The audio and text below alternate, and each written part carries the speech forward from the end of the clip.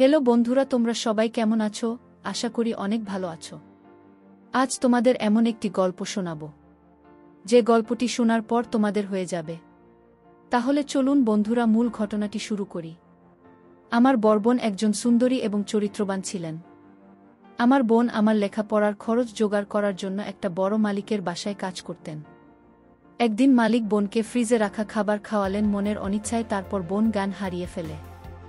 অজ্ঞান অবস্থায় মালিক বোনের সাথে। বাকি ঘটনাটি গল্পতেই বলছি।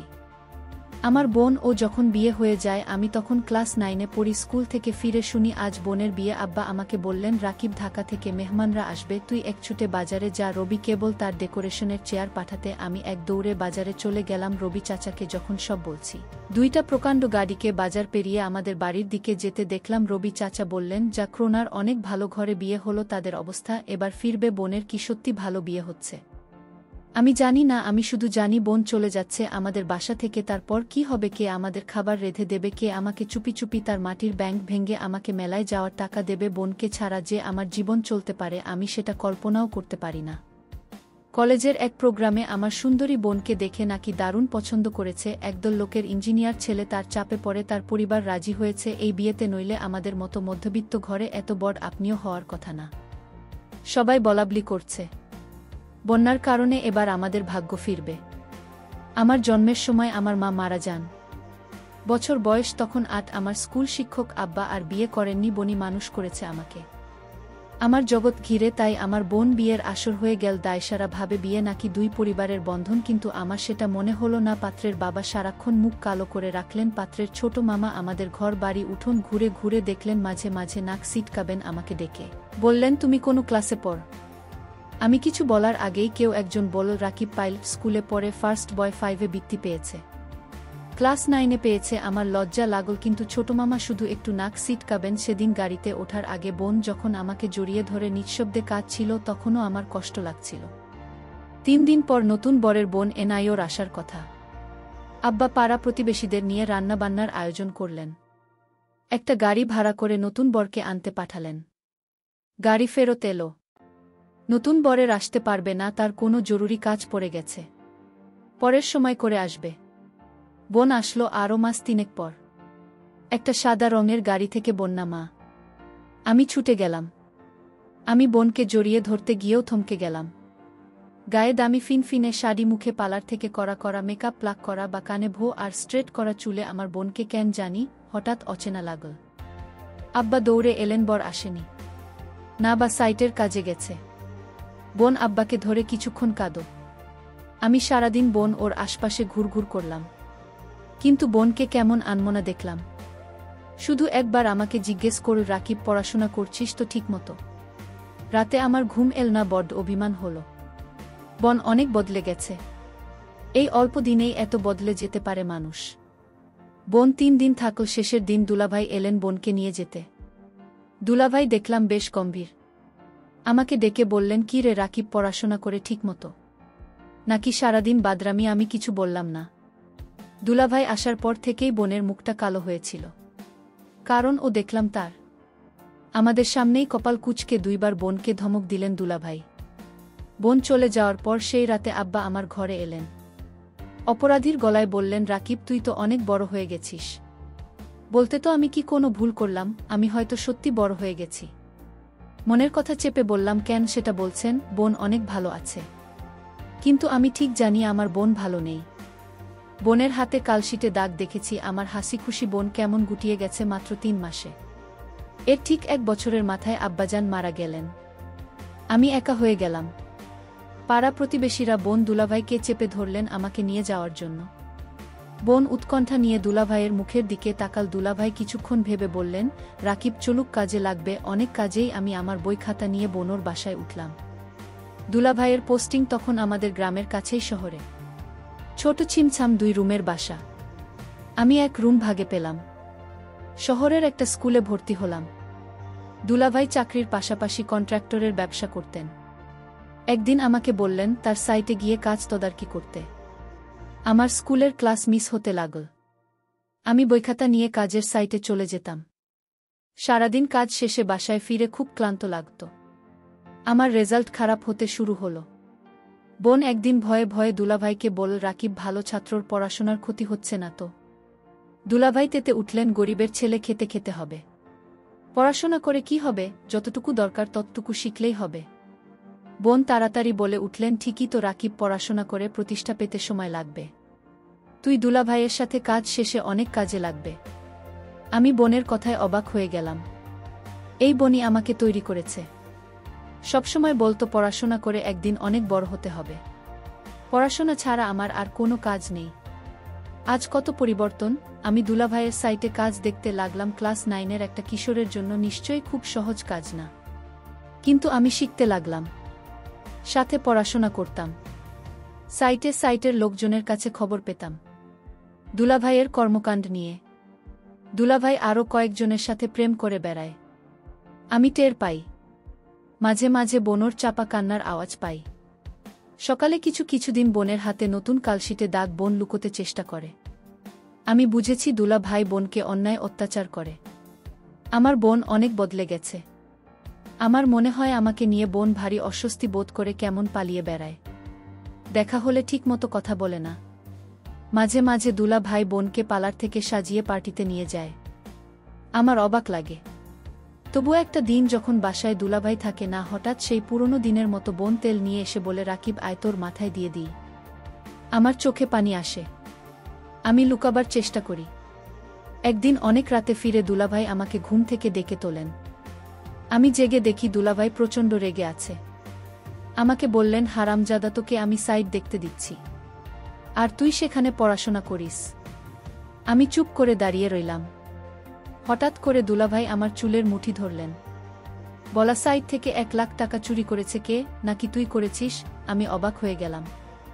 সাইটে টাকা পয়সা সংক্রান্ত কোনো কিছুর সাথে আমি জড়িত না, আলাদা অ্যাকাউন্ট আছে। তবু বললাম, আমি কিছু জানি না। দুলাভাই, তুই জানিস না? কেন জানিস না?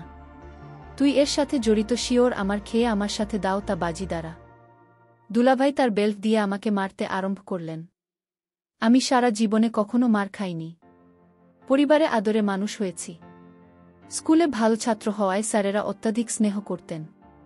আমি দেখলাম বোন পাথরের মতো দাঁড়িয়ে আছে। দুলাভাই একসময় খ্যাত দিয়ে চলে গেলেন। আমি সারা রাত বিছানায় শুয়ে কালাম। চেষ্টা করলাম মুখ দিয়ে শব্দ না করতে। আব্বার মৃত্যুর আগে বলেছিলেন, রাকিব, পুরুষ হয়ে গরিব ঘরে জন্মেছিস, সামনে অনেক কষ্ট আসবে, সব তো থাকবেই, কখনো কাঁদবি না, পুরুষদের কাছে নেই। পরদিন সকালে আমার ঘুম, শরীরে হালকা জ্বর নিয়ে উঠে দেখি বোন বসে আছে। আমার শিওরে, রাকিব, উঠতে পারবি? আমি মাথা নাড়লাম। হ্যাঁ। তাহলে চলুন। তাকিয়ে দেখি বোন একটা ব্যাগ গুছিয়ে রেখেছে। আমি বললাম, কোথায়? বাড়ি ফিরে যাব, চল। তুই আবার ভালো করে পড়াশোনা শুরু করবি। আমি দরকার হয় বাসায় কাজ করব। 2 জনের একটা ব্যবস্থা হয়ে যাবে। আমি অবাক হয়ে তাকিয়ে রইলাম। বোন আমার জন্য তার স্বামীকে ডিভোর্স দিয়ে চলে এলো এবং সেই বাড়ি থেকে চিরদিনের জন্য চলে এলো। তারপর বাসায় আমি আর বোন থাকি। বোন একটা বড়লোক বাসায় কাজ পেল। তাদের কাপড় ধোয়া, রান্না করা ইত্যাদি তাদের কাজ করতে হবে। মাসে যে টাকাটা পাব সেই টাকা দিয়ে আমার লেখাপড়ার করছে, তার পরিবার চলে যাবে। বোন যে বাড়িতে কাজ করে সেই বাড়ির মালিক বোনকে একদিন বলেছিল, তোমার যত টাকা দরকার আমি দিব, তুমি শুধু একটি কথা রাখো। বোন বলল, আমি বাসায় কাজ করি, এটাই আমার চলে, অতিরিক্ত টাকার আমার দরকার নেই। বোন বুঝতে পেরেছিল বাসার মালিকের চরিত্র ভালো না। তারপরও বনি বাড়িতে কাজ করে যে টাকা পেত সেটা দিয়েই আমাদের বাস চলে যেত। মালিকের বাসার সবাই একদিন কোথায় ঘুরতে গেল, শুধু মালিক বাড়িতে ছিল। মালিকের নাম আছান আলী। বোন বলল, আজ তো বাসায় কেউ নাই, তেমন কাজ নেই, তাহলে আজ আমি চলে যাই। মালিক তখন বলল, শোনো, অনেক কাজ পড়ে রয়েছে। কি কাজ পড়ে রয়েছে? মালিক বলল, বাসায় কেউ নাই, আমার দেখাশোনা কে করবে? আমি বলেছিলাম, ও তাই তো। মালিকের জন্য রান্না করলাম, ঘর পরিষ্কার করে মালিককে খাবার দিয়ে বললাম, রাত অনেক হয়েছে, আমার ছোট্ট ভাইটা চিন্তা করছে, আমি এখন যাই। মালিক ধমক দিয়ে বলল, এই মেয়ে তুমি বাড়ির চাকরানির। মালিক যখন আদেশ করবে তখন তুমি বাড়ি থেকে যাবে, তার আগ পর্যন্ত এখান থেকে এক পা ও নড়বে না। আমি তখন নিশ্চুপ হয়ে দাঁড়িয়ে রইলাম। আমার মুখ দিয়ে কোনো কথা বের হলো না। হঠাৎ মালিক বলল দর্দ কণ্ঠে, মারে, আমার তো ছেলে মেয়ে আছে, তোর কষ্ট আমি বুঝি। তুই তোর মাকে হারাল, বাবাকে হারালি, নিজের স্বামীকে হারালে এখন ভাইটাকে লেখাপড়া শিখিয়ে মানুষ করার জন্য তুই পরিশ্রম করেছিস। আমি মালিকের হঠাৎ এরকম ভালো কথা শুনে আমি কিছুটা অবাক হলাম। কিন্তু সে মুখে যা বলছে চেহারায় তা প্রকাশ পায় না। আমাকে বলল, আমার স্ত্রী, ছেলেমেয়ে তারা 2 দিনের জন্য তুলে গেছে। আমি বলেছিলাম, আপনি যাননি কেন? আমার ঘোরাফেরা তেমন একটা ভাল লাগে না। আমি এর আগে বহুবার ঘোরাফেরা করেছি, এখন আর ভাল লাগে না। তুই আমার মেয়ের মতো ধর, তোকে আমি কিছু টাকা দিলাম তোর ভাইয়ের সামনে পরীক্ষা, ভালো মন্দ কিছু খাওয়া শেষ। আমি বলেছিলাম আমার টাকা লাগবে না। মালিক তখন আমায় জোর করে টাকাটা হাতে ধরিয়ে দিল। আমি না নিয়ে পারলাম না। মালিক আমার প্রতি হঠাৎ এমন দরদ দেখাচ্ছে কেন? যখন মালিকের ছেলে মেয়ে বাড়িতে ছিল তখন তো তিনি এরকম দর দেখায়নি। আমি মালিকের এরকম ভালো ব্যবহার দেখে কিছুটা অবাক হলাম। এরকম কথা বলতে বলতে প্রায় রাত 1-1টা বেজে গেল। ওদিকে আমার ভাই আমার জন্য চিন্তা করছিল। আমি মালিককে বলেছিলাম, এখন আমি যাই। সে তখন বলল, না, আজ তুমি যেতে পারবে না। এই বাড়ি তোমার পাহারা দিতে হবে। আমি বলেছিলাম, দেখুন সাহেব, আমার ডিউটি তো সকাল 6টা থেকে সন্ধ্যা 6টা পর্যন্ত। মালিক তখন আমাকে অবাক করে বলল, তাই বলে যদি আমার সমস্যা হলে তুমি দেখবে না? আমি তো তোমারে আমার মেয়ের মতোই দেখি। মালিকের কি উদ্দেশ্য ছিল আমি তা জানি না, তবে এটুকু বলতে পারি মালিক তেমন ভালো না। তবে আজ আমার সাথে খুব ভালো ব্যবহার করল। তবে এর আগে যে আমার সাথে ব্যবহার খারাপ করেছিল তা বলছি না, তবে লোকের মুখে শুনি মালিক ভালো না। কিন্তু আজ মালিক আমাকে কিছুতেই বাড়ি যেতে দিচ্ছে না কেন? আমি সেটা নিয়ে দুশ্চিন্তায় পড়ে গেলাম। এর মধ্যে মালিক বলল, আজ আমি নিজ হাতে খাবার তৈরি করেছি। আমি বললাম, কেন নিজ হাতে আপনি খাবার তৈরি করলেন? খাবার তো আমি রান্না করছি, তার মধ্যে আপনি আবার রান্না করলেন কেন? আরে নামা, সেই খাবার না, ফ্রিজে আমার স্ত্রী আমার জন্য কিছু ভালো খাবার আলাদা রাখত, সেই খাবার নিয়ে আসলাম। আমি বললাম, ও আচ্ছা। তারপর আমায় বলল, নে মা, আমরা একসাথে আজ খাবার খাই, পেটে বড্ড খিদে পেয়েছে। আমি বললাম, আপনি খান, আমি বরং রান্না করা খাবার খাই। মালিক তখন আমার সাথে বায়না করে বলল, দেখো, তুমি যদি আজ আমার দেওয়া খাবার না খাও তাহলে বুঝ তুমি শুধু তাকে ভালোবাসো, এ বাড়ির মানুষদের ভালোবাসো না। আমি তার কথায় কিছুটা অবাক হলাম। মালিক বলল, ঠিক আছে, তুমি খাবারটা খেয়ে বাসায় চলে যাও, তোমাকে ছুটি দিয়ে দিব। আমি তখন খুশি হলাম, বাবার বয়সী একজন মানুষ আমাকে এত করে বলছে, ফ্রিজে রাখা ভালো খাবার খেতে। যাই হোক, আমি শেষ পর্যন্ত হেরে গেলাম। আমি খাবারটা খেলাম, আর ফ্রিজে রাখা খাবার না খাওয়ার জন্য রাজি হলাম তার একটাই কারণ, মালিক বলেছিল আমায় ছুটি দিয়ে দেবে খাবারটা খেলে। আর তাই আমি ফ্রিজে রাখা খাবার খেলাম। খাবারটা ভালোই লাগল, দামি খাবারের আগে আমি এমন খাবার কখনো খাইনি। আমার খেয়ে ভালোই লাগল। খাওয়া দাওয়া শেষ করতেই আমি বললাম, মালিক, এবার যাই। এই কথা বলতে আমি চোখে কিছুটা ঝাপসা দেখতে পেলাম। আমার চোখ অন্ধকার হয়ে আসতে লাগল। আমি বেহুশ হয়ে মাথা ঘুরে পড়ে গেলাম। তারপর কি হয়েছিল তা আমি বলতে পারব না। আমার পরের দিন দুপুরে জ্ঞান ফিরে আমি জেগে দেখি আমি হাসপাতালে কেবিনে শুয়ে আছি। আমার ছোট্ট ভাইটা বলল, বোন, তোমার কি হয়েছিল? আমি আমার ছোট ভাইকে জিজ্ঞেস করলাম, আমি এখানে কিভাবে এলাম? ছোট ভাই আমাকে বলল, বোন, আমি তোমার জন্য অপেক্ষা করতে করতে কখন ঘুমিয়ে পড়লাম আমি বলতে পারলাম না। কিন্তু আমার সকাল সকাল ঘুম ভাঙার পর আমি তোমার রুমে গিয়ে দেখি তুমি বাসায় ফিরিনি। আমি তখন দৌড়ে তুমি যে বাড়িতে কাজ করো সেই বাড়িতে গেলাম। গিয়ে দেখি তুমি মালিকের ঘরে অজ্ঞান অবস্থায় শুয়ে আছো। তারপর মালিককে আমি জিজ্ঞেস করলাম, আমার বোনের কি হয়েছে? সে বলল, ঘুমিয়ে আছে, কি আর হবে। তবে তোমার বোনের মনে হয় প্রেশার কম হয়ে গেছে, তাই ক্লান্ত হয়ে শুয়ে আছে। আমি বলি, কি তোমার বোনকে হাসপাতালে নিয়ে একটা স্যালাইন দাও, তাহলেই সব ঠিক হয়ে যাবে। টাকা যা লাগে আমি দিয়ে দিচ্ছি। তখন মালিক আমাকে 10,000 দিয়ে বলল, যাও তোমার বোনকে হাসপাতালে নিয়ে যাও। আমি তোমাকে হাসপাতালে নিয়ে আসার পর ডাক্তাররা বলল, পরীক্ষা করতে হবে। ডক্টর বলল, তোমার প্রেশার কমে যায়নি, তোমাকে খাবারের সাথে কিছু মিশিয়ে তোমাকে অজ্ঞান করা হয়েছে। তারপর ডাক্তার বলল, মেয়েটি তোমার কি হয়? ও প্রিয় বন্ধুরা, গল্পটি ভালো লাগলে অবশ্যই কমেন্ট করে জানাবেন। আর নিয়মিত এমন আলাদা স্বাদের গল্প শুনতে ভিডিওটিতে লাইক এবং চ্যানেলটিকে সাবস্ক্রাইব করে সাথেই থাকুন। আর হ্যাঁ, নোটিফিকেশন বেলটি অল করে রাখবেন, যাতে পরবর্তী গল্প সবার প্রথমে আপনাদের কাছে পৌঁছে যায়।